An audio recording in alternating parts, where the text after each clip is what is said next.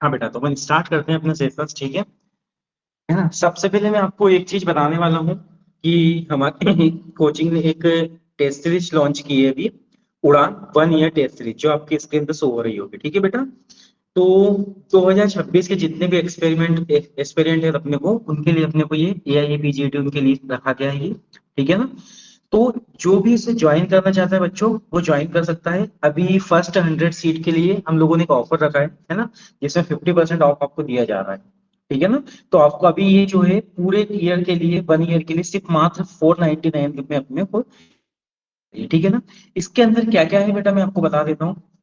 आपके क्या होंगे बेटा, वीकली जो आपके संहिता के टेस्ट होंगे वो आपको प्रोवाइड किए जाएंगे। सब्जेक्ट के जो टेस्ट होंगे वो आपको प्रोवाइड किए जाएंगे, ठीक है ना।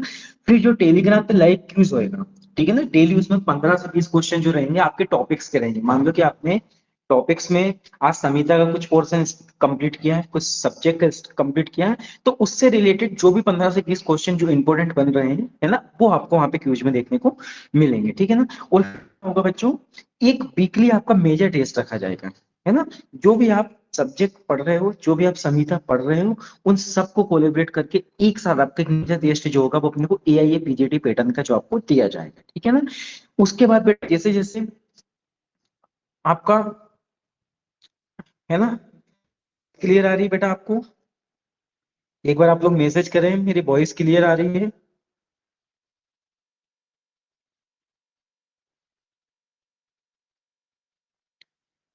कोमल को क्लियर आ रही है? रिया को क्लियर आ रही है?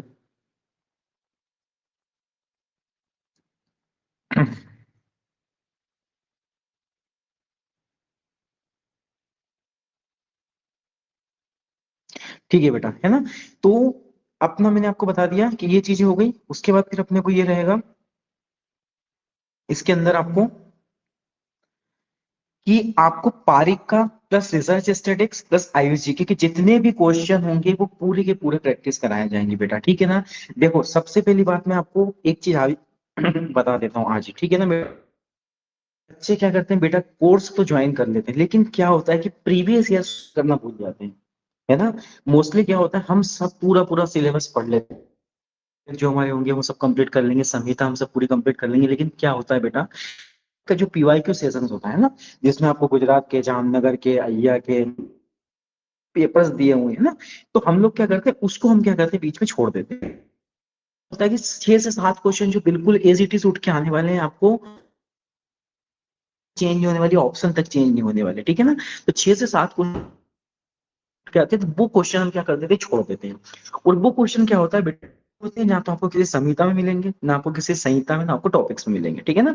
तो कहीं कहीं से वो रिपीटेड क्वेश्चन होते हैं जो आए हुए होते हैं।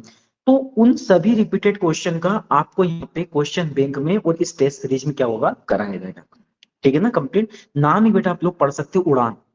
मतलब आप ऐसी टेस्ट सीरीज को ज्वाइन करने वाले हैं जो आपको सिर्फ सिलेक्शन में दिलाने वाला है, आपको उड़ाने वाला है, मतलब आपको टॉप रैंक में लाने वाला है, टॉप रैंकर बनाने वाला है, ठीक है ना। और मेरे को नहीं लगता ये 499 होता होगा बेटा, ठीक है ना। तो आप लोग ज्वाइन कर सकते हैं, है ना। और इसके लिए मैंने आपको बता दिया है, PYQ का आपको सेशन रहेगा, फिर आपको मंथली इसके अंदर टेस्ट दिए जाएंगे। मंथली में क्या रहेगा कि आपका जो 1 मंथ में पूरा कंप्लीट हो गया है, जैसे बच्चे क्या करते हैं कि एक दिन पहले जो क्या पढ़ा है वो आप लोग भूल गए, तो पूरे मंथ में उस चीज को आप याद कैसे रखोगे, है ना। तो पूरे मंथ उस चीज को याद रखने के लिए आपके लिए अपने टेस्ट ज्वाइन किया, उसमें क्या होगा बेटा आपको, कि आप पहले दिन का याद करें, जो आपने तीसरे दिन याद करा है, जो आपने 5वें दिन याद करा है, वो जो आपने पूरे मंथ में याद करा है, उस पूरे मंथ का टोटल रिवाइज करके आपको एक आखिरी में टेस्ट दे दिया जाएगा बेटा। इससे आप क्या करोगे, पूरे मंथ का जितना भी सिलेबस है वो आप कंप्लीट कवर अप कर दोगे। इससे क्या होगा कि आपको इस चीज को डिले करके भूल नहीं पाओगे। ये हमारे टेस्ट सीरीज का बेसिक हमारा उद्देश्य था, जो मैंने आपको बताया, ठीक है ना। इससे आपकी पूरी लघुत्तरी, पूरी बृहत्तरी, पूरे मॉडर्न के सब्जेक्ट, पूरी संहिता, विथ क्वेश्चन प्रैक्टिस, विथ आपके प्रीवियस ईयर, विथ आयुष जी के, विथ रिसर्च स्टैटिक्स, एक एक क्वेश्चन आपके कंप्लीट हो जाएंगे बेटा। आपके पूरे साल ये टेस्ट सीरीज जो है चलने वाली है, ठीक है। तो एनीवन कैन ज्वाइन, तो वो यहाँ पे क्या कर सकता है, इसे ज्वाइन कर सकता है, अपने दोस्त फ्रेंड वगैरह को भी बता देना, ठीक है। अब अपना टॉपिक अपन स्टार्ट करते हैं आज क्रिया शारीर का, है ना। मैं आपको PDF शेयर करता हूँ 2 मिनट।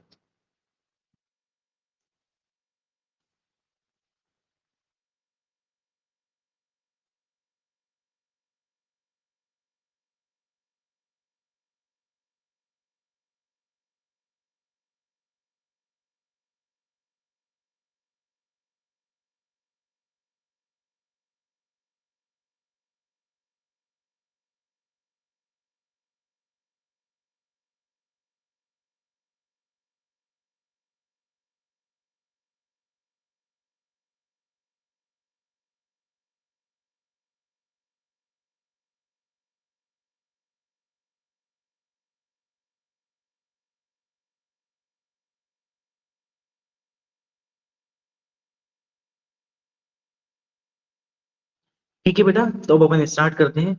मैंने आपको पहले कंप्लीट करा दिया है आयुर्वेद का प्रयोजन, ठीक है ना, और अपने दोस्तों के गुण वगैरह जो भी था मैंने आपको जितना भी पोर्शन था अपना कंप्लीट हो गया, तो मुझे नहीं लगता आपको वहां पे कोई चीजों में प्रॉब्लम आ रही होगी, ठीक है ना। आज अपन स्टार्ट करते हैं दोषों के कर्म से बेटा, ठीक है ना।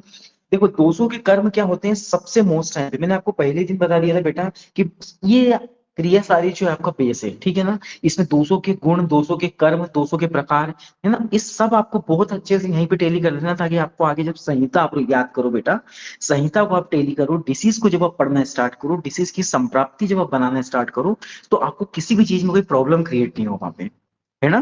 तो इसीलिए मैं आपको क्रिया सारी इतने धीरे धीरे से दो दो पेज से विथ ट्रिक्स एंड निमोनिक्स, है ना, मैं आपको सब चीजें टेली करवाऊंगा ताकि आप इन चीजों में अपना बना लो बेटा, है ना। यहीं से आप बेस बना के निकल जाओगे तो आगे आपको प्रॉब्लम बिल्कुल, है ना। अब एक चीज आती है अपने को कि दोषों के कर्म का रेफरेंस कहाँ पर दिया हुआ है, तो चरक सूत्र 18 जो है ना, वहां पर अपने को दोषों के कर्म का एक रेफरेंस दिया हुआ है, ठीक है ना।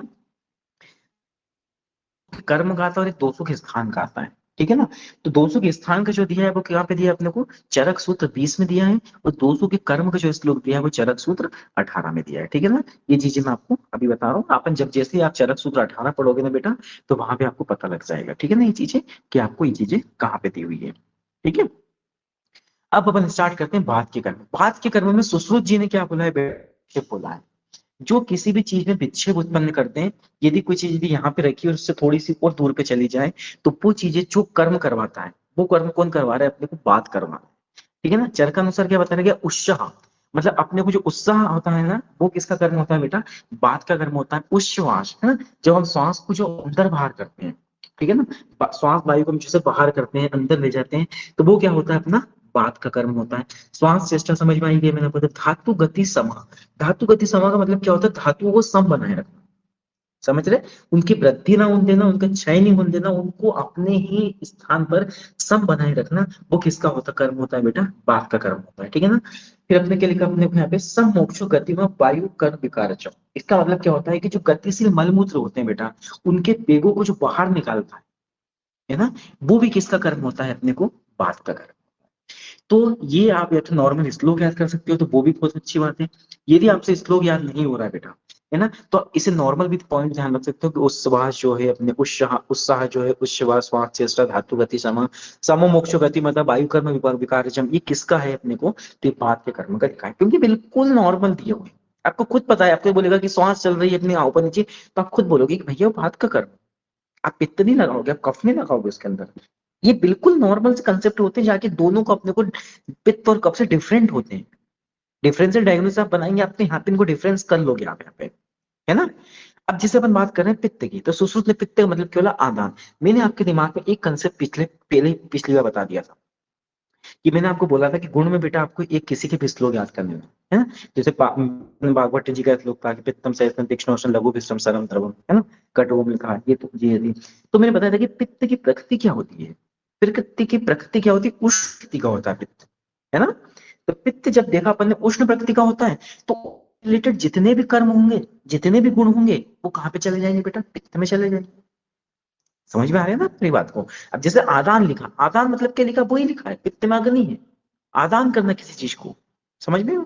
दर्शन, दर्शन मतलब क्या, किसी आंख में किसी व्यक्ति को हम देख पा रहे हैं, है ना, तो वो किसका कर्म हो जाएगा अपना।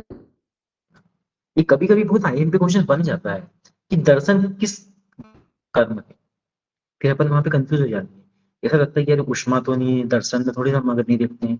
तो बेटा आंखों में क्या होता है, आंखों में तेज होता है, तेज महाभूत प्रधान होता है आंखों में, समझ रहे हो आप मेरी बात को, है ना। किसी की प्रभा होती है, किसी की मेधा होती है, अपन किसी को देखते हैं कि यार बहुत इसकी मेधा कितनी अच्छी है, कितना अच्छा लग रहा है, तो ये सब तेज महाभूत का काम है, यानी पित्त का कर्म होता है ये, ठीक है।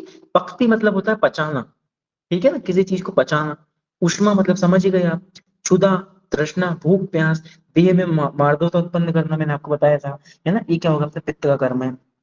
प्रभा मैंने आपको बताया अभी, प्रसाद और मेधा, अच्छा पित्त, ये सब सब अपने को क्या आ जाएगा, पित्त।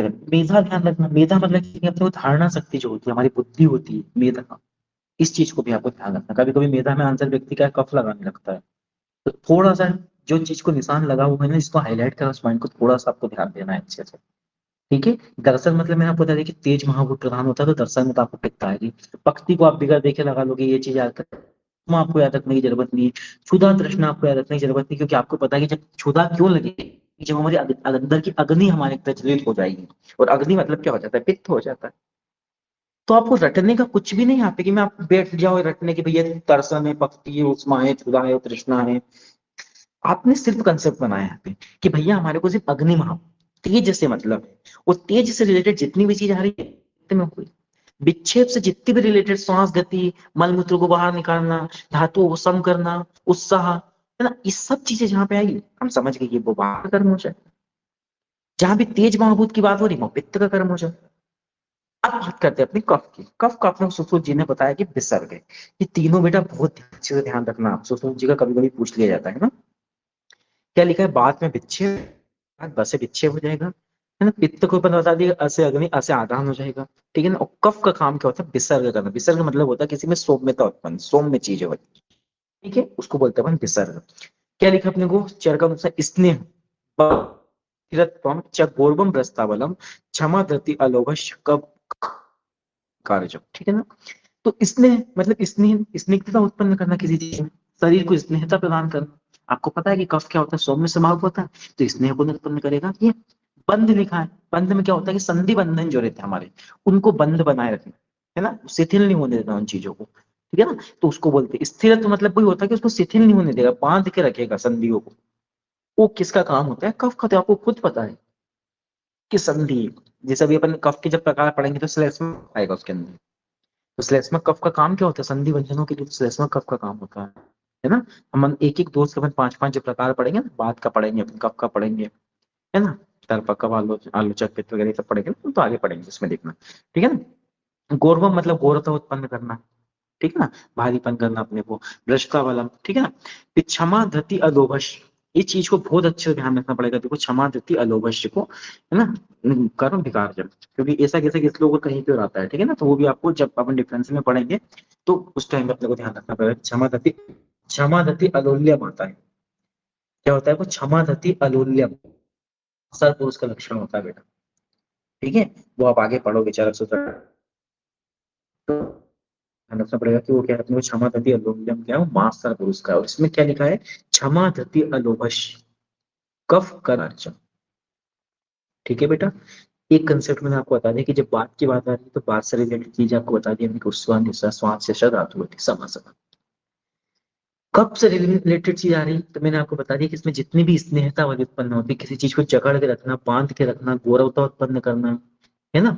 देखो एक चीज ध्यान रखना कि क्षमा धृति अलोभश इसके अंदर है, लेकिन मेधा काम पित्त में, ये ही याद रखना है, ठीक है बेटा। जो चीज मैं आपको बता रहा हूँ किसको हाईलाइट करना उसको आपको हाईलाइट करना है, बस इस चीज को ध्यान रखना, ठीक। बाकी बता दिया मैंने आपको, समाधि अलोक्ष्यम और समाधि अलोल्यम जो है मास्टर पुरुष का लक्षण आ जाएगा, ठीक है ना।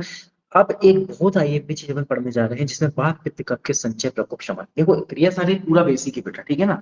आप यदि क्रिया सारी शुरू से स्टार्ट करके पढ़ के नहीं गए ना बेटा अच्छे से, तो आपके आगे के सामने तो कोई सब्जेक्ट भी आपके काम नहीं आने वाले आपको। क्योंकि आप जब किसी चीज को पढ़ोगे, आप किसी डिसीज में जाओगे, वहां पे यदि आपको डिफरेंशियल डायग्नोसिस बनानी पड़ी, है ना, या आपको संप्राप्ति क्रिएट करना पड़ा, कौन कौन से दोष उसके अंदर इन्वॉल्व होते हैं, कौन कौन से धातु इन्वॉल्व होती है, तो ये चीज आप सब कहाँ पे पढ़ोगे, आप यहाँ पे क्रिया सारी में पढ़ोगे ना। यहीं से आपका पीएससी भी क्लियर होगी। मैं बता रहा हूँ यदि आपने क्रिया सारी कंप्लीट कर लिया अच्छे से बेटा, है ना, तो आपका पूरा का पूरा जो है एक साल की जर्नी बहुत ईजी होने वाली है अच्छे से, क्योंकि यही तो पढ़ना है अपन ने। हर डिसीज में अपने को बात पित्त कफ को लेके ही ट्रीटमेंट करना। यदि हम क्लिनिकल भी कर रहे हैं ना बेटा, तो हमको तीन डोज, तीन धातु और सात धातु सॉरी, और हमको तीन प्रकार के मलो, इनको लेके ही क्रिया करना, ठीक है ना। कि भैया कौन सा किस में दोष बढ़ रहा है, कहाँ पे कौन सा दोष अपने को प्रकोपित हो रहा है, कौन सी ऋतु में प्रकोपित हो रहा है, कौन सी दोष में उसका संचय होगा, कब उसका हम प्रकोप करवा के उसको दोष से बाहर निकला दे शरीर से, समझ। ये चीजों को अपने को मेन ध्यान, जैसे अपन बात कर रहे हैं, आप टेबल को मत देखो, सबसे पहले मेरी बात सुनो, मैं आपको क्या बताने वाला हूँ। सबसे पहले ध्यान रखना कि अपने को एक चीज ध्यान रखना कि भैया कौन सी ऋतु में किस दोष का प्रकोप होता है ना। ये चीज यदि अपन ने याद रख ली तो अपना उसके ऊपर वाली में उसका संचय हो जाएगा, नीचे वाली में उसका समन हो जाएगा, क्योंकि क्रम तो ऐसे ही चलता है ना बेटा। पहले संचय होगा, फिर उसका संचय होते होते उसका प्रकोप हो जाएगा, और प्रकोप होते होते फिर उसका एक दिन क्या हो जाएगा, समन हो जाएगा। तो संचय प्रकोप समन तो अपना चलेगा ही चलेगा, लेकिन अपने को क्या ध्यान रखना है कि कौन सी ऋतु में कौन से दोष का प्रकोप हो रहा है, सबसे पहले। तो बिल्कुल ध्यान रखने का सिंपल सा कंसेप्ट है। पहले ध्यान रखना, बर से बाद, बर से बरसा, बरसा ऋतु में क्या हो जाएगा बेटा, बात का प्रकोप हो जाएगा। वर्षा ऋतु में क्या होता है, बाढ़ का प्रकोप होता है, ये ध्यान रखना है। और पित्त का क्या हो जाएगा अपने को, शरद ऋतु में हो जाएगा। और कफ का क्या हो जाएगा, बसंत। आपको पता है कि बसंत ऋतु कितनी ठंडी होती है, ठंडी ठंडी हवाएं चलना, पेड़ों में वो आ जाना, बाहर आ जाना, ग्रीन हो जाते हैं सब पेड़ वगैरह, ठीक है। तो बसंत ऋतु में क्या है, कफ का ठंडा ही क्या है, कफ का, ठीक है। तो एक कंसेप्ट आपने बना लिया कि भैया बस बस से वर्षा, मतलब बाद में बसंत, बाद का प्रकोप जो है अपने वर्षा ऋतु में हो जाएगा। और बसंत ऋतु आपने याद रख लिया कि वो सौम्य स्वभाव होता है, तो उसमें कफ का प्रकोप हो जाएगा। तो बेटा एक तो आपको ध्यान रखना है कि शरद ऋतु में पित्त का प्रकोप हो जाएगा। ये आपको याद हो गया यदि, तो आपको एक क्रम तो हमेशा ध्यान रहता है, शिशिर बसंत ग्रीष्म वर्षा शरद हेमंत। ये क्रम तो आपको हमेशा ध्यान रहता ही है बेटा, है ना। और ये ध्यान रखना ही है आपको, पहले शिशिर है, फिर बसंत है, फिर ग्रीष्म है, वो वर्षा है, और फिर शरद है, फिर हेमंत है। आपको ऐसे नहीं याद हो रहा है तो आपको ऐसे भी ध्यान रखना कि शिवग्र बस है, फिर ध्यान रखो, आगे आगे का अक्षर निकाल लिया आपने, शिवग्र और बस है रख लिया आपने, ठीक है बेटा। तो आप उस तरीके से भी आप ध्यान रख सकते हो। वो ध्यान रखना, शिशिर वस्त्र ग्रीष्म, ये तीन ऋतुएं जो शुरू की होती है वो क्या होती है, अपन आदान काल की ऋतुएं बोलते हैं। मतलब क्या होता है अपने को, इसके अंदर क्या होता है बेटा, व्यक्ति का बल घटते रहता है। इन ऋतुओं में क्या होता है, उष्णता ज्यादा होती है, चंद्रमा का जो बल रहता है वो क्या रहता है, घटता रहता है ना। शिशिर बसंत ग्रीष्म, क्यों आपको पता है ग्रीष्म ऋतु इसके अंदर आ रही है। तो ये आदान का मतलब जब गर्मी अधिक पड़ेगी तो चंद्रमा का प्रभाव तो कम होगा ही बेटा। तो जब चंद्रमा का प्रभाव गर्मी में पड़ेगी तो आपको पता है कि आप कैसे सूखते जाते हो गर्मी में, बिल्कुल पसीना निकल निकल के निकल रही है, तो आपका बल क्या होता है गर्मी में, कम होने लगता है। तो शुरू की तीन ऋतुएं जो बेटा शिशिर बसंत ग्रीष्म, वो क्या है, आदान काल की ऋतुएं हो जाएगी। और वर्षा शरद हेमंत जो है वो अपनी क्या हो जाएगी, विसर्जित काल की ऋतु हो जाएगी। ये आपको ध्यान रहेगा। तो आप संचय प्रकोप समझ पढ़ने में दिक्कत आपको नहीं होगी। आपने ध्यान रख लिया कि बात का प्रकोप यदि वर्षा ऋतु में हो रहा है तो संचय की अपन बात करते हैं, तो उसके एक पहले की ऋतु कौन सी आ रही है बेटा, शिशिर शिशिर बसंत ग्रीष्म, वो वर्षा शरद हेमंत। आप देखो वर्षा के पहले की अपने को कौन सी ऋतु आ रही, ग्रीष्म ऋतु आ रही, तो ग्रीष्म ऋतु में उसके ऊपर क्या हो जाएगा, संचय हो जाएगा। और देखो वर्षा के नीचे कौन सी आ रही, वर्षा शरद आ रही, हेमंत, अपन ऐसा करना रखते हैं ना, वर्षा शरद हेमंत। तो वर्षा के नीचे शरद आ रहा है, तो शरद में क्या हो जाएगा, इसका समान हो जाएगा। बिल्कुल सिंपल सी, इस एक चीज को ध्यान रखना है, मैंने पूरी आपको जितने भी टेबल है ना इसके अंदर से आपको एक चीज याद करवाई है। वो मैंने आपको बोला कि आप ध्यान रख सकते हो कि पित्त का जो प्रकोप है वो शरद ऋतु में होता है। क्योंकि एक कंसेप्ट मैंने आपको बना दिया कि सबसे पहले आपको प्रकोप ध्यान रखना है, उसके ऊपर वाली ऋतु में उसका संचय हो जाएगा और उसके नीचे वाली ऋतु में क्या हो जाएगा, आपका समन हो जाएगा। आपको क्रम याद ही है, शिशिर बसंत ग्रीष्म वर्षा शरद हेमंत। उस क्रम के अनुसार आप अपने को जमा सकते हो कि भैया ऊपर वाली जैसे वर्षा ऋतु है तो वर्षा के ऊपर जो ग्रीष्म ऋतु आती है, शिशिर बसंत ग्रीष्म, और वर्षा तो ग्रीष्म ऊपर होगी वर्षा के, तो आपको उसमें संचय हो जाएगा और नीचे वाली ऋतु में उसका सम हो जाएगा। ये कंसेप्ट आपने ध्यान रख लिया, ठीक है। ये हो गया। और मैंने आपको बता दिया कफ मतलब बसंत ऋतु, तो बसंत में आपको पता ही है कि बहुत ठंडी ठंडी से हवाएं चलती है, तो बसंत ऋतु में कफ का प्रकोप तो हो ही जाएगा। उसके ऊपर एक ऋतु में हो जाएगा, ये ध्यान रखना आपको, ठीक है। बस दो चीजें आपको जो है अलग ध्यान रखना है, और जो क्वेश्चन कहीं ना कहीं एग्जाम में पूछा भी जाता है। एक चीज बेटा आपको ध्यान रखना है कि सुश्रुत जी ने क्या कहता है, दो जो अपनी ऋतुओं की गणना की है ना बेटा, वो शिशिर ऋतु से नहीं की। जैसे अपन क्रम बताते हैं ना, शिशिर बस क्रम नहीं आएगा, ठीक है। उन्होंने क्या करा है, शिशिर ऋतु को माना ही नहीं। उनने कहां से गणना स्टार्ट की है, बसंत से गणना स्टार्ट की है। तो बसंत हो गया, ग्रीष्म हो गया, और ग्रीष्म के बाद उन्होंने क्या लगा दिया, प्रावट्य ऋतु को बता दिया। और प्रावट्य के बाद फिर उन्होंने क्या, वही वर्षा शरद हेमंत आ जाएगा। अब कैसे ध्यान रखेंगे आपकी भैया, ग्रीष्म के बाद उन्होंने प्रावट्य को लगाया, तो ग्रीष्म में भी देखो स आधा होता है, और वर्षा में भी स षटकोण का आधा रहता है। तो आपको ध्यान रहेगा कि दो जो स वाले हैं उनके बीच में उन्होंने प्रावट्य ऋतु को रखा है, और शिशिर ऋतु को उन्होंने नहीं बताया है। ये चीजें दोस्तों की जब आप सुश्रुत संहिता पढ़ोगे ना बेटा, तो आप ये बहुत डीपली पढ़ोगे वहां पे। लेकिन मैंने फिर भी आपको एक नॉलेज के लिए बता दिया है कि सुश्रुत ने क्या करा है, शिशिर ऋतु को नहीं बताया है। तो उन्होंने बसंत से गणना स्टार्ट की है, तो शिशिर बसंत ग्रीष्म वर्षा शरद हेमंत हो गया, है ना। और प्रावट ऋतु को कहाँ रखा उन्होंने, ग्रीष्म स, मतलब ये स भी षटकोण वाला हो गया, वर्षा में भी स षटकोण वाला है, तो इन दोनों के बीच में उन्होंने क्या करा, प्रावट ऋतु को रख दिया। तो इसके लिए आपको सिर्फ एक ध्यान रखना है कि जो बात का प्रकोप है सुश्रुत जी ने क्या बताया, प्रावट ऋतु में बताया। एक चीज आपको यहाँ पे ध्यान रखना पड़ेगा, सुश्रुत ऋतु ने बताया यहाँ पे, उन्होंने क्या, क्योंकि उन्होंने शिशिर ऋतु से शुरुआत करी नहीं है ना बेटा, और वर्षा ऋतु के तो उन्होंने बता दिया, प्रावृत्त ऋतु में उसको बता दिया। तो वैसे भी ध्यान रख सकते हो कि देखो बात में पीछे त है, और प्रावृत्त में भी ऐसा बहुत त जैसा दिख रहा है ना, त जैसे ही लगता है प्रावृत्त। तो आप ऐसा ध्यान रहेगा आप लोगों ने, सुश्रुत जी ने प्रावृत्त में इसको वर्षा बात का प्रकोप बता दिया, ठीक है। और जो अपने क्रम है ना, ऊपर जैसे कफ में लिखा हुआ, देखो आप संचय में ऊपर लिखा है बाघभट्ट ने शिशिर तुम बताए जो हाईलाइट है, ठीक है ना। तो अब जो अपन क्रम से बात करेंगे तो शिशिर बसंत ग्रीष्म क्रम से, तो जो शिशिर बताया है ना बेटा संचय में, वो बाघभट्ट जी ने बताया। तो आपको ध्यान रहेगा कि जो क्रम वाला जो सिस्टम है ना, बाघभट्ट जी ने शिशिर बता दिया, और जो हेमंत ऋतु बताया वो चरक ने बताया। बस ये दो अंतर आपको मेन है जो ध्यान रखना पड़ेगा। बाकी पूरी की पूरी टेबल आपकी जो है कंसेप्शन हो जाएगी, कंसेप्ट से याद हो जाएगी। एक बार और मैं रिवाइज कर रहा हूँ ताकि आपके दिमाग में बहुत अच्छे से बैठ जाए वो चीजें। देखो बेटा, इसमें अपने को क्या ध्यान रखना है, आपको तीन स्टेप, स्टेप की होती है। आपको एक मन में कंसेप्ट बना लेना है कि सबसे पहले हमको प्रकोप देना है, प्रकोप के ऊपर जो रहेगा उसमें वो ऋतु में उसका संचय हो जाएगा, और नीचे जो ऋतु होगी उसमें क्या हो जाएगा, ठीक है। ये हमने पहला कंसेप्ट बनाया। फिर दूसरे कंसेप्ट पे हम ये चले कि हमको भी याद क्या रखना है इसके अंदर। हमने याद रखा सबसे पहले कि भैया हमारी ऋतु का क्रम होता है शिशिर ग्रीष्म वर्षा शरद हेमंत। ये हमने हमारे ऋतु का 6 ऋतु का क्रम ध्यान रख लिया। फिर तीसरे कंसेप्ट हम ये रखें, याद रखा कि भैया बस से बाद बस से वर्षा, ये तो याद। बसंत में कफ का प्रकोप होता है, मतलब बसंत में सौम्य हवाएं चलती है, मौसम, तो कफ का प्रकोप तो होएगा इसे, तो इसमें अब तुम ये चीज भी ध्यान नहीं रखनी। सिर्फ हमको एक ही ये पित्त में क्या हो जाएगा अपने को, प्रकोप जो है अपने को शरद ऋतु में हो जाएगा। तो ये अपने को अच्छे से ध्यान रखना पड़ेगा, ठीक है ना। इसके बाद फिर मैंने आपको जय प्रकोप जो ऊपर नीचे ऋतु में हो जाएगा, इसको याद रखने की आपको जरूरत नहीं है। फिर मैंने आपको एक क्रम कि सुश्रुत जी ने क्या कहा, प्रावृत्त ऋतु को बताया है, उन्होंने शिशिर ऋतु की गणना नहीं की है। ऋतु में आपको ध्यान रखना है कि बाढ़ तक आपने प्रकोप प्रावृत्त ऋतु में आपको बताया है। और फिर बस एक जो बागभट्ट का अंतर लिखा है कि शिशिर ऋतु में बागभट्ट ने बताया, और हेमंत ऋतु में चरक जी ने बताया। बागभट्ट ने तो जो अपना क्रम था बेशक वैसा दोहरा दिया कि भैया बस बसंत के ऊपर कौन सी ऋतु थी, शिशिर, तो शिशिर में संचय बताया, और ग्रीष्म में उन्होंने क्या बता दिया, समांतर। लेकिन चरक जी यहाँ पे बदल गए, चरक जी ने यहाँ पे हेमंत ऋतु बता दिया, ठीक है ना। तो कैसे ध्यान रखो कि बागभट्ट ने हेमंत में बताया, तो बासी ध्यान रखना अपने को। बासी रोटी खाते हैं ना अपन, वैसे तो कोई नहीं खाता होगा मेरे हिसाब से, है ना। अगर किसी को सुबह सुबह भूख लगती है तो वैसे खा भी लेते हैं, है ना। तो बासी रोटी के हिसाब से ध्यान रखो कि अब तो बासी, ठीक है ना, समझ में आ गया। तो बस से बागभट्ट हो जाएगा, सी से शिशिर ऋतु हो जाएगा, हेमंत जो आ जाएगा आपको चरक हो जाएगा, ठीक है ना। कैसे ध्यान रखोगे आप, हेमंत, हेमंत चरक में बताएं, तो हे चरक, क्या ध्यान रखोगे आप, हे चरक। अपन बोलते हैं ना किसी को हे माते, तो अपन क्या बोलेंगे, हे चरक, हो गया। कंसेप्ट बनाना कोई कठिन नहीं बेटा, आप में ललक होनी चाहिए याद करने को, ठीक है। जब हमारे में ललक है ना आपको याद करवाने की, तो हम तो आपको लेकिन यदि आप उस चीज के कंसेप्ट को समझ गए ना, तो आयुर्वेद बिल्कुल कठिन नहीं बता रहा है आपको। कठिन है ना आपकी संहिता, कठिन है ना आपका सब्जेक्ट कठिन है। अब इतने स्मूथली तक आपको एक एक चीज इतने आपके टिप ऑफ टंग पे रहेगी ना कि आप भूलोगे। आपको वो रात में बता देगा कि भैया बता दे बात का प्रकोप कब होता है, तो आपको ध्यान रखो कि बस से बात, बस से वर्षा होता है।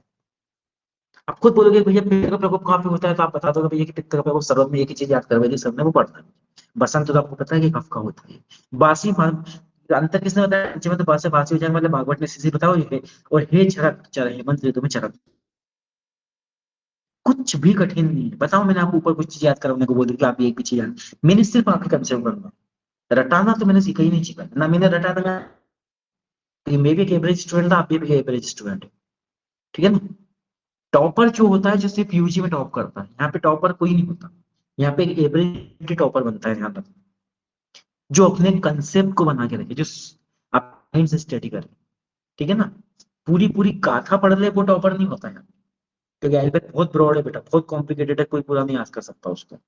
उसको कौन कितने से कितने ट्रिक्स निमोनिक्स से याद कर पा रहा, वो चीजें मैटर करती है, ठीक है बेटा। ये चीज आपको समझ में आई है। तो हम आपको पूरा का पूरा ऐसे इजीली आपको चीजें करवाने हैं, और जिसको कुछ भी डाउट हो बेटा कमेंट में लिख दिया करो, मैं उससे हर व्यक्ति के, ठीक है ना। अब नेक्स्ट पेज पे चलते हैं फिर। अब देखो, यहाँ पे क्या लिखा है कि दोष लिखे हैं, कौन से दोष के लिए क्या कर्म किया जाता है, और उस दोष को निकलने का निर्धारण कार कब होता है, और चरकोक्त उसके लिए माह कौन सा होता है। ये चारों चीज अपन यहाँ पे स्टार्ट करने वाले हैं, जो आपको चरक सूत्र सेवन में आपको बताया गया है, ठीक है ना। नवेगा निर्धारण वाला चैप्टर है ना आपको, चरक सूत्र वाला, वो वाला सुन बताएगा, वो वाला, ठीक है। ठीक है, तो यहाँ पे अपन स्टार्ट करते हैं। बस से बात, बस से बस्ती। और फिर मेरे को तो नहीं लगता कि ये चीज मुझे बताना पड़ेगा, क्योंकि आप सब यूजी के स्टूडेंट हैं, तो आपने इतना तो कंसेप्ट अपने बना लिया है कि बात के लिए बस्ती की जाली, पित्त के लिए विरेचन करते हैं, कफ के लिए पवन करते हैं, ठीक है। तो ये चीज आपको सबको याद है ना। और बात का स्थान क्या होता है, पक्वाशय में होता है मेनली, ठीक है ना। तो मैंने आपको कुछ दिन याद लगाया क्या कराया था, पकाम उठाओ करके ट्रिक बताई थी आपको, ठीक है ना। तो आपको सबको याद होगी, पन्ना बना के सू करो श्री एक पाव, है ना। ये सब चीज मैंने आपको पहले ट्रिक से बता चुका हूँ, ठीक है ना। तो पक्वाशय कितना होता है अपने को, बाद का स्थान होता है, तो नीचे वाले स्थान पक्वाशय में है, तो बाद नीचे वाले के लिए क्या बेस्ट होता है, बस्ती बेस्ट होती है। पित्त क्या होता है, विरेचन होता है, पित्त का आमाशय होता है, विरेचन होता है। और कफ का भी क्या होता है अपने को, आमाशय भी होता है, तो उसमें अपने वमन हो जाता है। कुछ कुछ आचार्यों ने डिफरेंट प्रकार से बताया है, किसी ने आमाशय बना दिया, किसी ने कुछ बता दिया, किसी ने सूत्रामूल बता दिया। मैंने आपको वो ट्रिक से पूरा का पूरा बता दिया। जैसे भागवत जी ने सूत्रामूल बता दिया था, कफ का स्थान, ठीक है ना। पना बना के सूत्र में पक्वाशय बताया, पित्त का। तो इस तरीके से आपको ध्यान रखना है। बात का बस पित्त का विरेचन, कफ का वमन, ये बिल्कुल नॉर्मल है, ना कभी पूछा जाएगा पेपर में, अपने को क्वेश्चन है बस। ये नॉर्मल अपने ज्ञान के लिए जो अपन क्लिनिकल प्रैक्टिस करते हैं, और ज्ञान के लिए क्या है, इवन बस। आप आगे जाके पंचकर्म ब्रांच लोगे तो आपको पता होना चाहिए, बाद में बस्ती देनी, पित्त विरेचन का वमन, ठीक है ना। ये चीजें नॉर्मल है बिल्कुल। अब अपने को ध्यान रखना है इसका निर्हरण कार कब होता है, गतोचेतन। क्या ट्रिक अपन ने इसकी बनाई है बेटा, सच। क्या ट्रिक बना, तो एस ऊपर ए नीचे, सी एच नीचे आ गया, सच से हो जाएगा इतना, उच्चा से हो जाएगा, सी एच से हो जाएगा अपना चेत्र। इस सच करके बना दी। तो बात का निर्णय अपने को करना है श्रावण में, और घर में, और कफ का करना। ठीक है बेटा, हाँ, वो चलो एक ही ट्रिक मैंने आपको बताई कि सच ध्यान रखना, श्रावण, अग्न और चैत्र, ठीक है ना। और ये अग्न से कोष्टक में जो मार्क्स है, मेरे को लगता है भागवत ने बताया इस हिसाब से, ठीक है ना। तो ये चीज को थोड़ा सा आपको ध्यान रखना पड़ेगा कि भागवत जी का है मार्क्स। अब अपन बात करते हैं कि चरकोक्त जो माह लिखे, ये पूछ लेते हैं बेटा कि नव नवश्य जो लिखा है वो किस दोष के लिए बताया गया, सहस्त्र लिखा है किस, मधु माधव लिखा है किसके लिए बताया गया, है ना। तो ये आपको थोड़ा सा ध्यान रखना पड़ेगा कि अब कैसे ध्यान रखें कि नव नवश्य सहस्त्र मधु माधव। देखो एक ट्रिक तो ऐसा है कि आप सीधा ध्यान रखो कि भैया पित्त मतलब क्या लिखा अपने को कि सहस्त्र, मतलब अपन को पता है पित्त मतलब क्या होता है, जो अग्नि वो पित्त है, जो पित्त है वो अग्नि। तो अग्नि को क्या करना है, सहना पड़ता है। जब कभी यहाँ आग लग गई तो व्यक्ति कितना सहन करता है चीजों, जी कोई गरम है तो उसको सहना पड़ता है। अपने गरम गरम समोसा एकदम से मुंह में खा लिया तो कैसा जीप हिला हिला के अपन उसको करते हैं कि जल्दी खा ले फटाक से खत्म हो जाए। थोड़ी देर हम उसको सहन करते रहते हैं, सहन करते रहते हैं, सहन करते रहते हैं। भैया समोसे के 10 रुपए लग गए, तो अपन उसको सहते रहते हैं, गरम लगता भी है तो। समझ रहे हो मेरी बात को आप, है ना। तो पित्त को तो हमको सहना पड़ता है, मतलब अग्नि, और अग्नि को हमको सहन करना पड़ता है। मधु और माधव, कफ आपको पता है बड़ा बेस्ट होता है, कफ आपको सबको पता है कि भैया कफ वो सौम्य स्वभाव का होता है। तो मधु, तो कफ मतलब सौम्य होकर, मधु भी क्या होता है हमारा इस तरीके का ही होता है। मधु जैसे होता है ना, लिक्विड लिक्विड जैसा कफ होता है, वैसे लिक्विड लिक्विड। तो मधु माधव ये हो गया। जब दो चीज आपको याद हो गई तो तीसरी चीज आपको नव नवश्य ऑटोमेटिकली याद हो जाएगी, वो हो जाएगा, बात हो जाएगा। अब बताओ इसको करी है मैंने। मैंने आपको रटाया कि भैया श्रावण रट लो, कि अग्न रट लो, कि मार्गशीर्ष रट लो, कि चैत्र रट लो। सीधी एक कंसेप्ट बताया, सच ध्यान रखना। सहज मतलब पित्त को सहना पड़ता है, आपको पता है अगर नहीं। मैं आपको इतनी कहानी बता देता हूँ बेटा कि जब आप क्वेश्चन करने बैठोगे ना तो आपके दिमाग में सिर्फ कहानी चलेगी, सिर्फ कहानी की नहीं। यार सर ने बताया था कि यार पित्त को तो सहना पड़ता है, तो तो पित्त में आएगा। मधु लिक्विड होता है तो कफ में तो लिक्विड होता है, तो मधु माधव कफ वाले में आ जाएगा।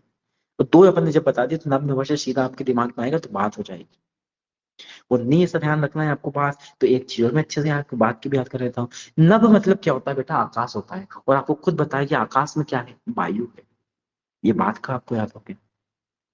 कोई भी चीज कठिन नहीं है बेटा, कोई भी चीज आपको पढ़ने के लिए अलग है और आपके कंसेप्ट के लिए है, तो आप चीजें निकाल लोगे। ये मैं आपको बता रहा हूँ, ठीक है। तो बात, आकाश में वायु होती है तो नभ नवश्य बात का जाएगा, पित्त को सहना पड़ता है तो सह सहज पित्त में हो जाएगा। और मधु भी लिक्विड होता है, कप भी लिक्विड होता है, तो अपना मधु माधव क्या हो जाएगा, अपना कप में हो जाएगा। अब very very most time question यहाँ पे स्टार्ट हो रहा है, जिसपे थोड़ा सा आप ध्यान देंगे। कोष्ठ से शाखा में दोष का कितने कारण होते हैं, और शाखा से कोष्ठ में कितने कारण होते हैं। ये दो ही क्वेश्चन बहुत इंपॉर्टेंट है, क्योंकि क्या होता है चारों के चारों ऑप्शन आपके सामने क्रिएट कर देता है और नीचे लिखता है एक दो सही है, दो चार सही है, या ऑल सही है। तो वो चीज आपको वहां पे ध्यान रखना पड़ेगा। सबसे पहली बात ध्यान रखना कि कोष्ठ से शाखा में गमन के कितने कारण है, और शाखा से कोष्ठ में गमन के कितने कारण है। पहला पॉइंट तो अपना यहाँ पे ये क्रिएट हो जाता है, ठीक है ना। तो कोष्ठ से शाखा, अब आपको पता है शाखा किसको बोलते हैं बेटा, अपन जो हमारे हाथ पैर होते हैं उन्हीं को हम शाखा बोलते हैं। तो दो हाथ और दो पैर दोनों मिला कितने हो गए, चार हो गए, ठीक है बेटा। तो कोष्ठ से शाखा गमन में कितने हो गए अपने, कोष्ठ से शाखा में जा रहा है, ध्यान रखना। शाखा में जा रहे हैं मतलब शाखा आखिरी में दी हुई है आपको। तो शाखा में जा रहे हैं तो शाखा कितनी है, चार ही है। तो कारण भी कितने होंगे बेटा, चार होंगे, जब भी तो एक एक शाखा में, या बता रहा हूँ, ऐसा मत सोचना कि भैया एक एक शाखा में चारों चले जाएंगे, ये मत सोचना। मैं आपको सिर्फ याद करने के लिए बता रहा हूँ कि 4 शाखाएं हैं, यदि शाखाओं में जाना है तो कितने प्रकार है अपने को, 4 है, तो एक एक शाखाओं में सब चले जाएंगे। इस तरीके से अपने ध्यान रख लिया। जब 4 को शाखा में है तो शाखा से कोष्ठ में जाने के लिए कितने हो जाएंगे, 5 कारण हो जाएंगे। बस ये मेन कंफ्यूजन होता है बच्चों को कि 4 कहाँ पे था और 5 कहाँ पे था। तो वो चीज मैंने आपकी क्लियर कर, जो भी कंफ्यूजन जहां पे भी क्रिएट होता है मैं उसको ट्रिक से आपके दिमाग में घुसाने की पूरी कोशिश कर देता हूँ, ताकि आप उस चीज को भूलो ही नहीं। जैसे मैंने आपको बता दिया नभ नवस्य आप भूलोगे नहीं हमेशा। आपको पता है कि भैया नभ मतलब आकाश, और आकाश में क्या चलती है, वायु चलती। कैसे भूलोगे बेटा, आप इसको बताओ, आप चाहोगे भी भूलना तो नहीं भूल पाओगे इसको। मैंने बता दिया पड़ता है आपको, समोसा आपने मुंह में खा लिया, आपने बहुत बहुत गरम गरम लगा आपको, गर्मी गर्म से, लेकिन आप उसको सह हो ना, नहीं भूलोगे आप उस चीज को। तो शाखाएं कितनी होती है, 4, 2 हाथ 2 पैर। तो शाखाओं में जाने कितने कारण होंगे बेटा, 4। उसके नीचे आप देखो शाखा से कोष्ठ में दोष गमन लिखा हुआ है, उसके कारण देखो 5 लिखे हुए। ठीक है, अब अपन एक एक कारण को ध्यान रखने, पहले क्या लिखा है बेटा, देखो सबसे पहले बोलूंगा कि यदि इसके श्लोक ध्यान रख सकते हो तो उस याद कर सकते हो, तो उससे अच्छी कोई बात नहीं। देखो पूरे के पूरे आयुर्वेद में, पूरे के पूरे सब्जेक्ट में लोग बोलते हैं कि हमें बहुत श्लोक रटना पड़ता है आयुर्वेद में। मैं आपको बोलता हूँ बेटा बिल्कुल भी आपको श्लोक रटने की जरूरत नहीं, क्योंकि श्लोक की आइडेंटिफिकेशन से ही क्वेश्चन निकल जाते हैं। आपको कोई रटने से श्लोक नहीं होते हैं। किसी को 1000 भी श्लोक याद है ना बेटा, तो उसका भी अब जरूरी नहीं कि वो पूरी चीजें कंप्लीट कर लेगा और पेपर निकाल लेगा, क्योंकि श्लोक रटना थोड़ी ना किसी कोई चीज है। मैं आपको बोल दूं भाई हर चीज के श्लोक रट लो, तो क्या आप रट लोगे? आपकी क्या कैपेसिटी है क्या इतनी रटने की? बिल्कुल कैपेसिटी नहीं है आपकी इतने को, और रटना भी नहीं है, उतना जरूरी भी नहीं है। जो जरूरी है जो श्लोक याद करना है, मैंने आपको शुरू से एक चीज याद करी, आपको बात पित्त कफ के गुण कह के श्लोक याद करना है भागवत जी का, तो मैंने आपको बता दिया था। वो मैंने भी याद करा है, वो सबको याद करना है। और जिसने नहीं याद करा उसका भी चल गया, पर उसको ये कि फिर उसको बिगर श्लोक याद करे चीजों को ध्यान रखना है कि भैया मन देव में किसने बताया, मधुर एम किसने बताया, या फिर आप सीधा श्लोक याद रखो कि पित्तम सहित तीक्ष्ण लघु विश्रम सरम पढ़ो। मैंने भी याद किया, वो आपको भी करना है ना, वो सब ने किया है। ऐसा कैसे याद, इसको याद कर सकते हो भैया कि व्यायाम उष्णम दक्षिणातम अयुतम स्नान अवचरणातम कोष्ठा शाखा मला यान्ति द्रुतम अंगी, या फिर ये वाला श्लोक नहीं याद सकते तो आप नीचे वाला तो याद रख लो मेरे हिसाब से, तो ये बहुत सरल है। प्रत्ता विषय पाका तो मुख विशुद्धम शाखा मुक्तवा मलम कोष्ठम यान्ति वायुष्य निग्रह। मतलब इसमें से 5 पॉइंट जो है आपको वो बहुत अच्छे से ध्यान रखना। देखो सबसे पहले अपन ऊपर की बात करते हैं, कोष्ठ से शाखा में गमन का क्या लिखा है इसमें बेटा, अधिक व्यायाम, उष्मा की तीक्ष्णता, हितकर आहार विहार का सेवन और वायु की अत्यंत तीव्र गति। ठीक है, अब मैं आपको इसमें बिल्कुल 2 कंसेप्ट बना के याद करा दूंगा क्या क्या है इसके अंदर। देखो अधिक व्यायाम यदि कर रहे हैं तो क्या हो रहा है बेटा, बात का प्रकोप हो जाएगा। आपको खुद पता है जब अपन बहुत ज्यादा व्यायाम कर लेते हैं तो कहीं ना कहीं वायु इतनी प्रकोपित हो जाती है तो हमारे शरीर में दर्द होने लगता है। आपको पता है कि किसी में पीड़ा हो रही है तो बात का कर्म होता है। तो अधिक व्यायाम से क्या होता है, वायु की अत्यंत तीव्र गति, देखो चौथा पॉइंट लिखा है। तो 2 मैंने आपको एक कंसेप्ट याद करा दिया कि आप यदि व्यायाम अपन कहां से करेंगे, हाथ पैर से करेंगे ना व्यायाम, तो शाखा कोष्ठ से अपन शाखा में जा रहे हैं। समझ रहे मेरा कंसेप्ट आप, तो अपन शाखा से व्यायाम कर रहे हैं, तो व्यायाम शाखा से करेंगे, उस शाखा से जब हम व्यायाम करेंगे तो उष्मा की अत्यंत तीव्र, बहुत सॉरी उष्मा नहीं, वायु की अत्यंत तीव्र गति हो जाएगी। ठीक है, वो जब वायु की अच्छी तीव्र गति हो गई, आपने खूब व्यायाम कर लिया बेटा, तो आपकी अग्नि कैसी हो गई, तीव्र हो गई। इतनी अग्नि आपकी तीव्र हो गई बेटा कि आपने जो अहितकर आहार लिया था वो भी आपने सेवन कर लिया। उष्मा की तीक्ष्णता मतलब क्या बोला, आपकी अग्नि तीव्र हो गई। ये मैंने आपको छोटी सी कहानी बना के चारों चीज याद करवाई। ये शाखा, तो अपन व्यायाम किससे करते हैं बेटा, शाखा से करते हैं।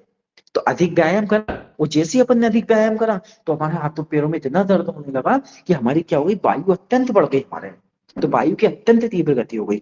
और हम व्यायाम करते करते इतना थक गए कि हमें बहुत उस हमारी अग्नि क्या हो गई, प्रज्वलित हो गई, बहुत ज्यादा उष्मा की तीक्ष्णता हो गई, है ना। उष्मा की तीक्ष्णता लिखा है, ध्यान रखना, अग्नि का कोई सा कंसेप्ट लिखा, लेकिन मैं आपको याद कराने के लिए बता रहा हूँ, है ना, कि उसमें उष्मा की तीक्ष्णता मतलब हमारी अग्नि बहुत ज्यादा हो गई। अग्नि जब इतनी हमारी बढ़ गई तो हमने अहितकर हार निहार का भी सेवन कर लिया। ये मैंने आपको कहानी बताई, उसके 4 कारण आपको बता दिए मैंने कि अधिक व्यायाम है, उष्मा की तीक्ष्णता है, अहितकर आहार विहार का सेवन, तीव्र गति। अब मेरी कहानी को आपको याद हो गई होगी, आप जैसी ऑप्शन देखोगे आपको दिखेगा, तो आप सीधा आपको दिमाग क्लिक करेगा कि नहीं यार सर ने यहाँ पे बताया था कि यार अपने बहुत ज्यादा हमने व्यायाम कर लिया था तो हमको इतनी भूख लग गई थी कि हमने हितकर आहार विहार का भी सेवन कर लिया। अब बताओ आपका क्वेश्चन कैसे गलत होगा, बिल्कुल भी नहीं होगा। ठीक है, तो ये 4 पॉइंट आपके हो गए। अब नीचे अपन बात करें शाखा से कोष्ठ पर, इसमें 5 पॉइंट होते हैं। विसंधात पाकात स्त्रोतो मुक्ति शोधना और वायु अनिग्रह, ठीक है ना। अब वृद्धि में दोषों की वृद्धि, दोषों का विषयन, दोषों का पाप, स्त्रोतों के मुख्य शोधन से वायु के निग्रह से, इन पांचों चीज का जब हो जाएगी ना बेटा, तो हमारी जो वो वायु है ना, दोष जो है ना हमारे, वो शाखा से कहाँ चले जाएंगे, कोष्ठ में चले जाएंगे। और हमारा एक मेन मकसद भी होता है कि दोषों को पहले यदि हमको निर्हरण करना है तो उसको शाखा से कोष्ठ में लाना ही होता है। उसी के लिए तो हम पहले उसको प्रकोपक चीज खिलाते हैं। पंचकर्म में हम क्या करते हैं, पहले वही तो करते हैं ना। सुबह से यदि पवन करवाना है तो उसको हम प्रकोपित करने वाले घी पिलाते हैं सुबह से, ताकि उसके दोस्त आमाशय में आ जाए, कोष्ठ में आ जाए, प्रकोपित हो जाए। वही लिखा है ना, दोषों की वृद्धि करवाते हैं पहले हम उसको, दोषों का पाक करवाते हैं पहले, वायु को निग्रह करवाते हैं ताकि वायु तो नहीं है उसके अंदर, है ना। स्त्रोतों के मुख को शोधन करवाते हैं ताकि वो स्त्रोतों का मुख अच्छे से ओपन हो जाए, ताकि दोष का गमन हो जाए कोष्ठ से सीधा, उनका विषयन करवाते हैं, है ना। तो ये है, चीजों को समझोगे तो हम पूरी चीज याद है, रटने की कोई जरूरत नहीं। तो देखो वृद्धा विषयन्यास याद करने के लिए बता रहा हूँ कि दोनों पवर्स है, वृद्धा भी और विषयन्यास भी, ठीक है ना। तो दोषों की वृद्धि, दोषों का विषयन। अब क्या बचा, दोषों का पाक। जब दोषों का पाक हो जाएगा ना, तो स्त्रोतों का मुख का क्या हो जाएगा, अपना शोधन हो जाएगा। और जब स्त्रोतों के मुख का शोधन हो जाएगा, तो वहां पे जो भी स्त्रोतों के मुख पे जो वायु रखी रहेगी ना, उसका वहां से क्या हो जाएगा, निग्रह हो जाएगा। तो मैंने आपको सिर्फ ट्रिक से याद करवाया, ठीक है ना बेटा।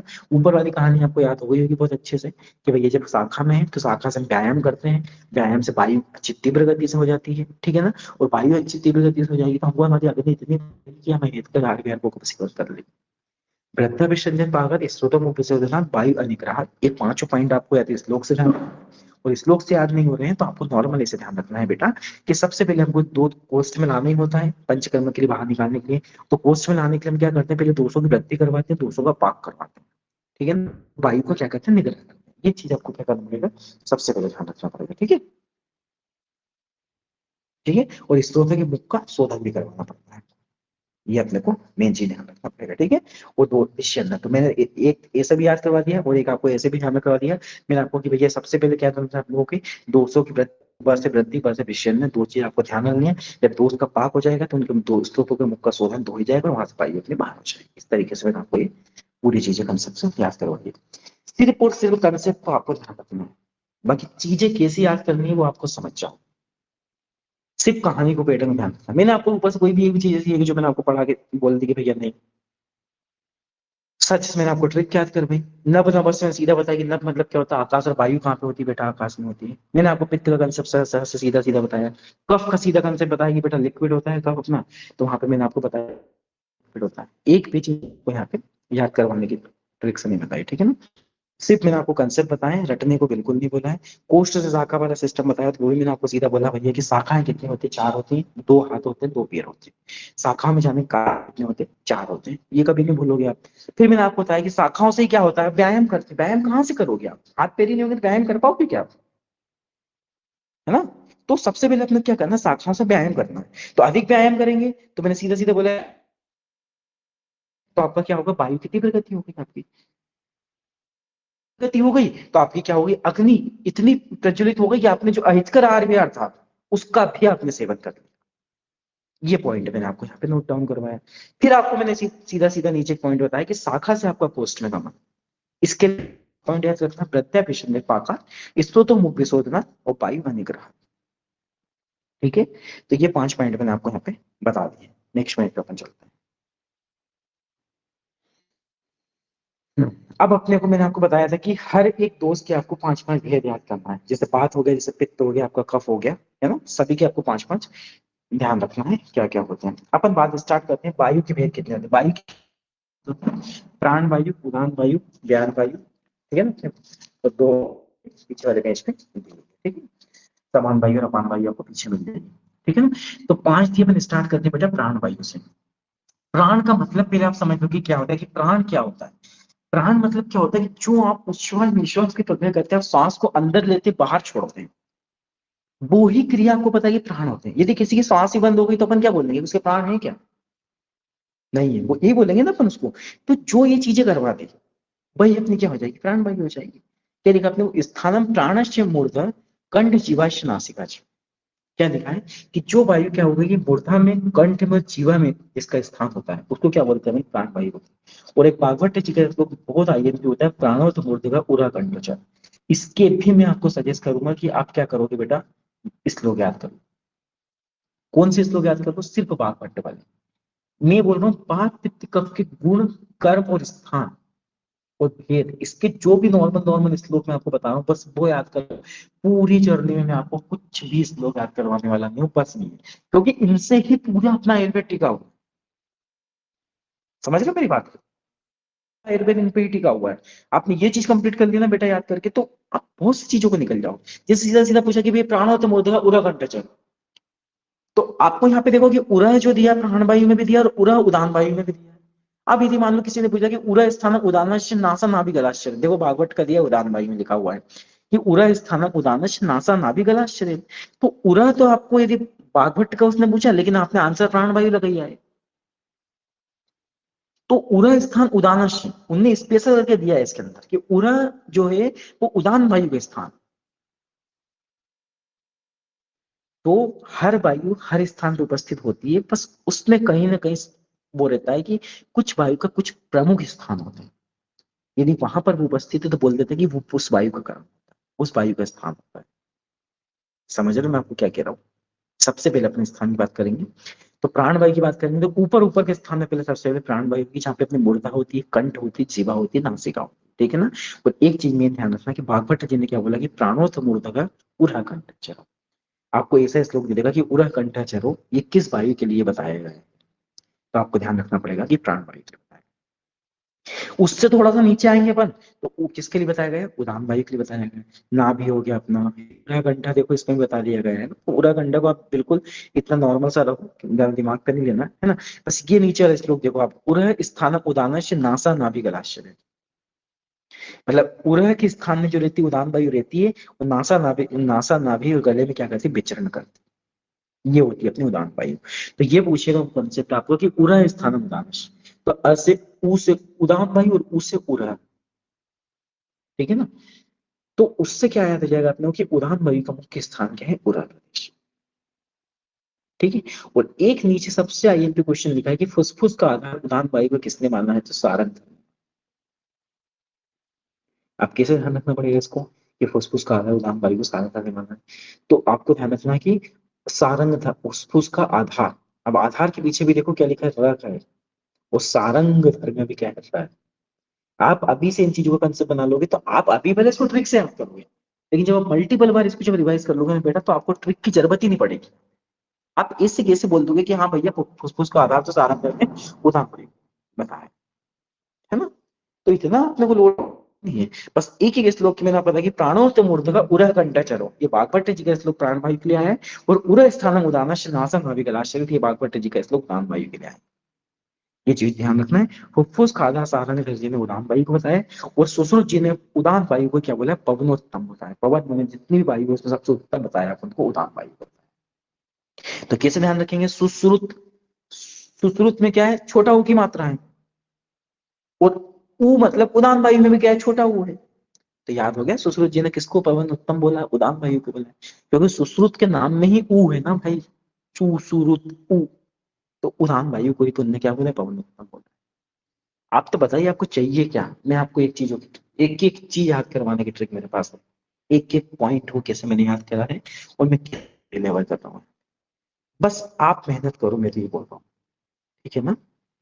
तो सुश्रुत जी ने क्या बोला? उदान भाई को पवनोत्तम बोला है। तो सुश्रुत में भी ऊ है और अपने उदान भाई में ऊ है, तो समझ में आ गया कि पवनोत्तम इन्होंने इसको बोला है।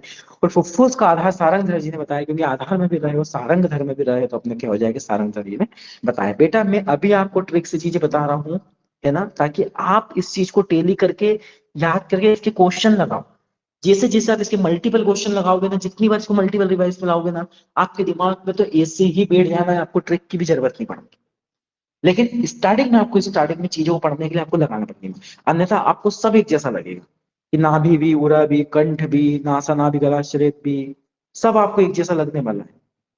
फिर आपका दिमाग होगा खराब, और फिर आप करोगे बुक बंद, और फिर बोलेंगे कि चलो मैं एक राउंड लगा के घूम के आता हूँ, क्योंकि मुझसे चीजें अब कंप्लीट नहीं हो रही। तो फिर जब एक राउंड लगा के आप घूम के वापस आओगे ना, तो भी चीजें आपको उतनी नहीं लगने लगेगी। तो चीजों को छोड़ने से अच्छा है कि उस चीज को अभी ट्रिक से याद कर लें, और उसका बार बार रिवाइज कर लें, ताकि वो चीज अपने दिमाग में याद हो जाए। और कंसेप्ट हम आपको पूरे बना के दे ही रहे हैं ना, आपको मेहनत तो करनी ही नहीं है। मेहनत हम हैं आप लोगों के लिए बैठ के बेटा, दिन रात जग के हम लोग आपके लिए टेस्ट बना रहे हैं। पूरी टीम वर्क कर रही है आप लोगों के। बस आपको हम पका पकाए मटेरियल दे रहे हैं और आपको बस उसको पका पकाए खाना है बस। अब आप उसको खा भी नहीं सको तो बेटा ये आपकी गलती है, हम लोगों की नहीं। ठीक है ना। पूरा पका पकाया आपको दे रहे हैं, सबका सब दे रहे हैं। यहाँ तक कि आपको दाल में चावल मिक्स करके भी दे दिए हैं, है ना। दाल चावल मिक्स कर दिए, ऊपर से आपका टेस्ट और बनाने के लिए हमने उसके अंदर घी भी डाल दिया, बोले तो ट्रिक्स एंड निमोनिक्स कंसेप्ट सब कर दिया। बस आपको उसको खाना है बस अच्छे से। बस आप जो जो हम डेली आपको दे रहे हैं उतना उतना खाते चलो, उतना उतना पचाते चलो, उतने उतने क्वेश्चन लगाते चलो और आगे बढ़ते चलो। एक टाइम ऐसा आएगा ना आखिरी का, उस टाइम आपको लगेगा कि यार क्या है, एक एक चीज हमारे दिमाग में है जो हमें याद करनी है, एक एक कंसेप्ट हमारे दिमाग। इसीलिए बोल रहा हूँ कि आपको मैं एक एक लाइन का एक एक अक्षर पे फोकस करके पढ़ा रहा हूँ। ऐसा नहीं कि निकल जा रहा हूँ भैया ना भी, कि भैया यहाँ पे देखो प्राण वायु का स्थान, प्राण मुर्दा हो जाएगा, कंठ हो जाएगा, जीवा हो जाएगा, नासिक हो जाएगा, फिर नीचे लाइन पे जाते हैं अपन प्राण हो तो मुर्दे का हो रहा, कंठ हो जाता है, ये भागवत जी ने आपको बताया। चलो ठीक है, अब अपन उड़ान वायु पढ़ते हैं, उड़ान वायु मोरा स्थान उदान नासन आदि गलत भागवत जी ने आपको बता दिया है। चलो फिर अपन नीचे वाली लाइन पे जाते हैं, फुफ्फुस का आधा साधन कर रहे हैं, पवनोत्तम सुश्रुत जी ने बोला अपन नीचे जाते हैं। तो बेटा ये तो आप ही कर लोगे ना, फिर आप मेरे पास क्यों आओगे। आप कहीं से भी नोट्स ले लोगे, है ना। आप मेरे से ले लोगे कि सर आपके जो प्रिंटेड नोट्स है वो आप मुझे प्रोवाइड कर दीजिए, मैं आपको इतना पैसा दे रहा हूँ और आप ही पढ़ लोगे, है ना। तो वो काम नहीं करना है। हम आपको डेली तो हमारा एक ही वो है बस प्रोस्पेक्ट, कि आपको बस डेली 2 पेज पढ़ा है, लेकिन उस 2 पेज को इतना अच्छे तरीके से पढ़ा दें कि आप कभी भी आप सपने में भी उठ के देखोगे ना वो चीज, तो आपको लगेगा कि नहीं यार मेरे को चीज याद है, मैंने इस चीज पे मेहनत की है, सर ने मुझे डिलीवर किया है जैसा मुझे चाहता बेसा का बेसा डिलीवर किया। तो हमारी मेहनत काम की, तो आपका पढ़ना काम का। नहीं तो क्या मतलब है पढ़ के बताओ। समझ रहे हो मैं आपको कह रहा हूं, आप थोड़ा सा इस चीज पे गौर करिए, ठीक है ना। बस आप मेहनत करो हमारे साथ, लगे रहो जुटे रहो, बस करो कोशिश करो जितना हो सके। जितने हम आपको क्वेश्चन दे रहे हैं डेली उतने क्वेश्चन लगाओ, क्वेश्चन बैंक सॉल्व करा रहे क्वेश्चन बैंक सॉल्व। डेली के टेस्ट दो, डेली का मटेरियल को आप रिमेंबर करो, जो क्लास में डेली पढ़ाया जा रहा है उस क्लास को डेली याद, वहीं पे वहीं में आप बोल रहे हैं कि आपको ये चीज आज याद कर लेनी है, तो आपको याद कर लेनी। कल आपको टेस्ट में ये चीज आएगी तो आपको उसको रिवाइज करके टेस्ट प्रॉपर देना है। आपके टेलीग्राम पे डेली 15 से 20 क्वेश्चन के क्यूज चल रहे हैं तो आपको डेली लगाने। बस इतना ही तो आपको करना है बेटा। इतना आप कर लो बस 1 साल के लिए। क्वारंटाइन हो कि 5 से 6 घंटे आपको पढ़ने के लिए बोलते हैं, ना कि आपको बोल रहे हैं आप 18 घंटे हमें दो। हम आपसे सिर्फ 6 घंटे मांग रहे हैं। 2 घंटे क्लास के मांगेंगे, 1 घंटा संहिता के लिए, 1 घंटा सब्जेक्ट के लिए, और बाकी 4 घंटे के आपके सेल्फ स्टडी मांगेंगे, और 1 घंटे का टेस्ट मांगेंगे किसी में भी रहेगा। बस 6 घंटे आपको मांगते हैं हम लोग। उसके अलावा आपका जितना भी टाइम आपको जैसे यूटिलाइज करना है वैसे करिए। आपको खाना है, पीना है, खाना बनाना है, घूमने जाना है, जो करना है यूटिलाइज करिए। और यदि आप अपने फ्यूचर के लिए यदि 6 घंटे भी सिक्योर नहीं कर सकते तो फिर जीवन भर फ्यूचर आपको सिक्योर नहीं करेगा, ये बात ध्यान रख लेना, है ना बेटा। तो मुझे पता है कि अपना आयुर्वेद में आपने एक डॉक्टर बनने के लिए आए, तो आप लोग मेहनती हो, आप मेहनत करोगे हम लोगों के साथ, ठीक है ना। हम लोग जैसा बोलेंगे आप वैसा हमें बोलोगे, वैसा करोगे, फिर हमें विश्वास है कि आप करके दिखाओगे रिजल्ट, ठीक है ना। आयुर्वेद पीजी को एक दिन ऊपर दिखाओगे आप, ठीक है ना, कि नहीं सर आपने हमको ये चीज डिलीवर करी थी तो हमने आपका रिजल्ट आपके सामने रखा है। हम लोगों को सिर्फ आपसे रिजल्ट चाहिए बेटा। हमारा प्रोस्पेक्ट ये नहीं है कि हमारी कोचिंग में हम 2,000 है, 5,000 है, 10,000 बच्चे कर लें, भीड़ बना ले, और हम नहीं तो हमें क्या है, तो बच्चे लाने के लिए क्या हम सब कर सकते हैं, हमारे पास क्या नहीं है। हम पर्सनली हमारे पास इतने कॉन्टेक्ट है, हम सब बच्चों को ला के और सब मटेरियल इकट्ठा करके और सब दे दें, सब डिलीवर कर दें, वो सब पढ़ा दें, हमें सब आता है बेटा, ठीक है ना। लेकिन वो काम करना ही नहीं है। यदि हमारे पास 20 बच्चे थे, हमारे पास 50 बच्चे थे, हमारे पास 100 बच्चे हैं, तो उतने ही बच्चों को रेंक ला के दिखाना है।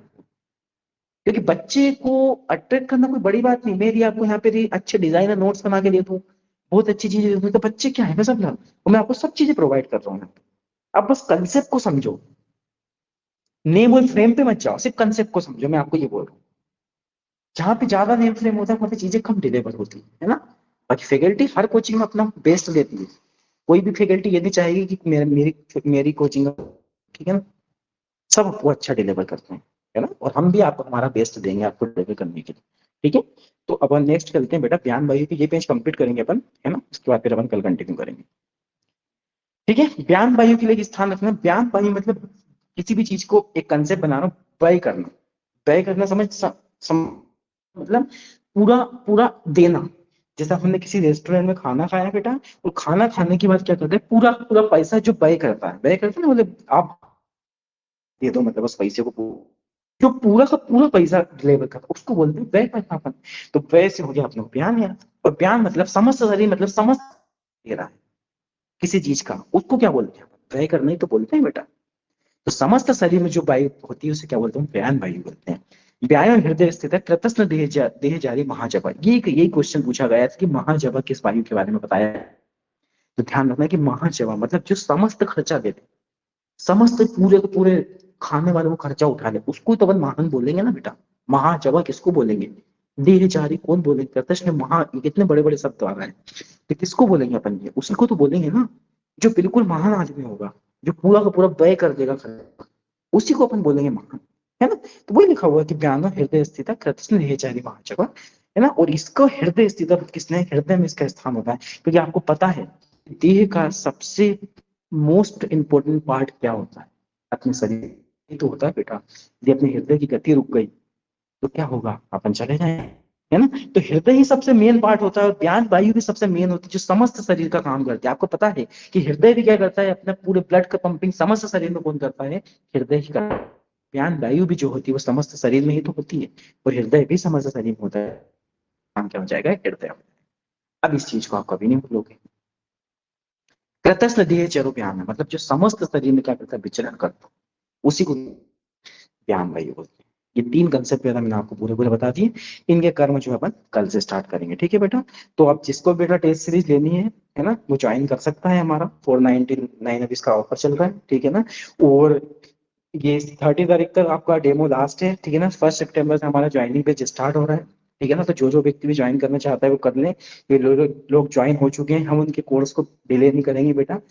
1 सितंबर से हम पेज को स्टार्ट कर देंगे, ठीक है ना। 30 तारीख का डेमो है, जिसको भी वो डेमो लेना है तो आप उन्हें बता सकते हैं, ठीक है ना। 30 तारीख के बाद हम 1 सितंबर से हमारा पेज स्टार्ट कर देंगे, ठीक है बेटा। अब अपन कल मिलते हैं, थैंक यू।